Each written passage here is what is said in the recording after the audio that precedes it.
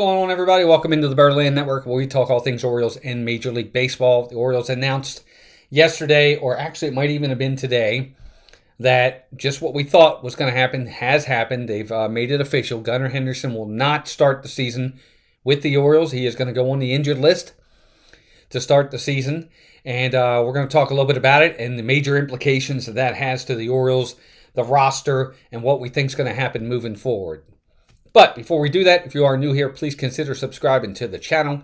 Just hit that subscribe button and that bell notification. That way, every time we go live or do a new video, you'll be notified. So let's get right into this. So the news has come out that the Orioles have officially announced that Gunnar Henderson is going on the injured list to start the season. Look, I think we all knew this was coming. He hasn't had an official at-bat in a game since February 27th when they pulled him due to his lat strain or whatever it was. He's just progressed slowly. Part of that, I think, is the Orioles taking their time with him and not pushing it. Sometimes I think they're a little too over the top with that, where they take precaution a little too far, and guys are out longer than I think they should be. But then again, I understand the importance of a player like a Gunnar Henderson, where you really have to make sure he's 100% before you bring him back. That being said, it's going to affect the Orioles. So officially, Gunnar is going on the injured list. He will not start the first 7 games of the season, from what I've read. What does that mean for the Orioles? Well, that means he's going to miss the entire Toronto series up in Canada, and then he's going to miss the first home series against Boston. And those are 7 big games against division rivals that the Orioles really need to win. So his loss is going to be felt by the Orioles immensely. And I think it's a bummer for us. The Orioles, just like every other team, has had injuries. And that's a big one. You know, it's one thing to lose a Grayson Rodriguez who pitches once every 5th day. He might get 30 to 35 starts in a full season if we're lucky. But a player like Gunnar Henderson, he plays every day. He played almost 155 games last season, I think it was. He's your Major League Orioles MVP last season, led the team in average, led the team in a lot of different categories. He's just a great hitter. And he's your shortstop. He's your MVP candidate. The Orioles really need him. So it's a big loss. I think this is something the Orioles are going to feel right away, which is a bummer. You know, you really hope that they can get out of that Toronto series now with a split. Hopefully they can get 2 games at least, and then come home and try to get 2 out of 3 from Boston for that home opener series. But it's going to be felt for sure by the Orioles with Gunnar out of the lineup. Now, what does that do to the roster? Does that open up spots for certain guys to possibly make the team? Or does that do any other implications to the roster? I kind of want to go over that. We'll start with Jorge Mateo. You know, he is another one that they said probably will not make the opening day roster, but they haven't made it official. Does this possibly speed up his timeline? Because he has been getting in games now. He has been getting some at-bats. He seems like he's ready to go in a lot of aspects. Are the Orioles going to push him a little bit and say, you know what, now that Gunnar's out, Jorge, we need you on the team? Obviously, he's going to give you very good defense. He's going to give you elite speed. He can give you some reps in the outfield if you need it. The main thing with Jorge has always been his bat. Which bat's going to show up? Is it the one that's going to show up from a couple Aprils ago where he hit 360? Or is it going to be the bat that showed up the rest of the season where he hit less than 200? So it's a big if for the Orioles with Mateo, but we haven't given us any sort of clue. I personally don't think he's going to make the team out of spring training. I feel they want him to get some more at-bats as well, and he will come a little bit later in the season, I think. Like April, for sure. It'll definitely be April, but I think more like mid-April for Jorge. But I guess we'll find out soon enough. Livan Soto, does he make the team? I think he might have a better shot of making this ball club now that Gunnar's going on the injured list, at least to start the year.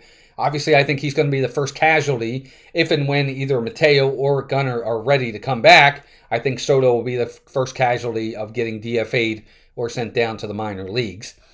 But I do think since he is a pure shortstop, he probably will be the guy that gets the call. Or could they go another route? Lately, they've been playing Jackson Holliday at shortstop. As much as I'm against it, they have been doing it. Maybe they start the season with Jackson at short, and maybe they put Arias at second or Westberg at second, and then they put Arias at third. They could do that as well. I still think that means Livan Soto makes the team. He just makes it as a super utility guy, whereas Urias will start at third almost every game with Westburg at second and Jackson at short. I personally don't like that idea. We've been hounding on the fact that we've been wanting Jackson Holliday to play second base, learn a new position since basically he's been in the major leagues. We knew we had Gunnar Henderson, who was entrenched at shortstop, and we said Jackson Holliday's going to have to be the second baseman, with Westburg entrenched at third. Now, I get it, we have injuries, but I think we should just leave Jackson Holliday alone. Just put him at second, let him learn second, let him do it, let him have at it, stay there, just concentrate on second base and concentrate on hitting. Now we're asking him to go back to shortstop for a while. It's just jumping back and forth, back and forth. I don't like that. Just let the guy play the position. Let him get comfortable. Let him get comfortable in the majors. Get his at-bats and leave him alone. Put Westburg at short. Put Mateo or Levon Soto for those minimum games at shortstop and let those guys play it. And leave Jackson Holliday alone. Just my opinion, but he has been getting games at shortstop. So to me, I think that means the Orioles are probably going to start the season with Jackson Holliday at short. I guess we'll find out. I mean, why else do you put him there unless you intend on putting him there in games during the regular season? Because they're obviously trying to get him comfortable at shortstop. It's definitely going to be a big hit to the Orioles. You know, these first 7 games with Gunnar out, they've got to go 4-3 or 3-4 at least to stay respectable to start the season. But it's a big loss. It's definitely a big loss for the Orioles, and we'll see how they handle it. Obviously, I think rosters are going to be coming out any day now. They're finishing up their last game in the Grapefruit League today. Tomorrow, they're up in D.C. to play the Nationals. And then Tuesday and Wednesday, they're off. And then opening day's Monday, 4 days away. We're right there, folks. It's exciting times. It's a little bit nerve-wracking with all the injuries the Orioles are going through. But hopefully, Gunnar will be back as soon as his stint on the IL is up. But now it's out to you. What do you guys think about this injury? Is this a major injury or just a little bit of a cog in the wheel and everything's going to be fine? Who do you think they're going to put it short for those 7 games? Do you think it's going to be a committee, or are they just going to put one guy there and say, here, you're going to play this spot for the next 7 games? I want to hear from you. Let me know in the comments. And again, if you are new here, please consider subscribing to the channel. Just hit that subscribe button and that bell notification. That way, every time we go live, because we do go live, you'll be notified, and anytime we do a new video. I will have a video coming out very, very soon in the next day or so with my 20 big predictions, bold predictions for the Orioles this season. 20 bold predictions, so look for that video as well. Until next time, keep rooting for the O's, and take care of yourselves and each other. Bye now.